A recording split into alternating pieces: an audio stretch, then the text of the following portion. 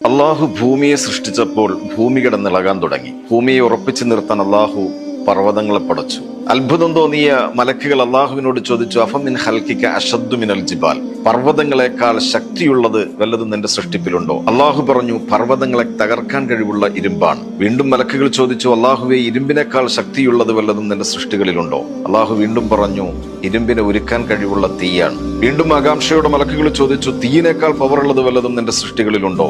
അള്ളാഹുവിന്റെ മറുപടി, ഉണ്ട്, തീയിനെ അണയ്ക്കാൻ കഴിയുന്ന ജലമാണ്. വീണ്ടും മലക്കുകൾ ചോദിച്ചു, ജലമാണോ നിന്റെ സൃഷ്ടികളിൽ ഏറ്റവും പവർഫുൾ? അള്ളാഹു പറഞ്ഞു, അല്ല, ജലത്തിന്റെ ഗതി മാറ്റാൻ കഴിയുന്ന കാറ്റാണ്. അത്ഭുതത്തോടെ മലക്കുകൾ വീണ്ടും അള്ളാഹുവിനോട് ചോദിച്ചു, അള്ളാഹുവെ, ഭൂമിയെ ഉറപ്പിച്ചു നിർത്തുന്ന പർവ്വതങ്ങളെക്കാളും പർവ്വതത്തെ തകർക്കാൻ കഴിവുള്ള ഇരുമ്പിനേക്കാളും ഇരുമ്പിനെ ഉരുക്കാൻ കഴിയുന്ന തീയിനേക്കാളും തീയിനെ അണയ്ക്കാൻ കഴിയുന്ന ജലത്തെക്കാളും ജലത്തിന്റെ ഗതി മാറ്റാൻ കഴിയുന്ന കാറ്റിനേക്കാളും പവർഫുള്ളായത് എന്താണ്? അള്ളാഹുവിന്റെ മറുപടി, ഇബ്നു ആദം, മനുഷ്യനാണ്. ഇടത് കൈ അറിയാത്ത രീതിയിൽ വലത് കൈ കൊണ്ട് ദാനം ചെയ്യുന്ന മനുഷ്യനാണ് എന്റെ സൃഷ്ടികളിൽ ഏറ്റവും ശക്തനെന്ന് അള്ളാഹു മലക്കുകളോട് പറഞ്ഞെങ്കിൽ, ദാനം ശക്തി ക്ഷയിപ്പിക്കുകയല്ല, മറിച്ച് ശക്തി വർദ്ധിപ്പിക്കുകയാണ് ചെയ്യുന്നതെന്ന്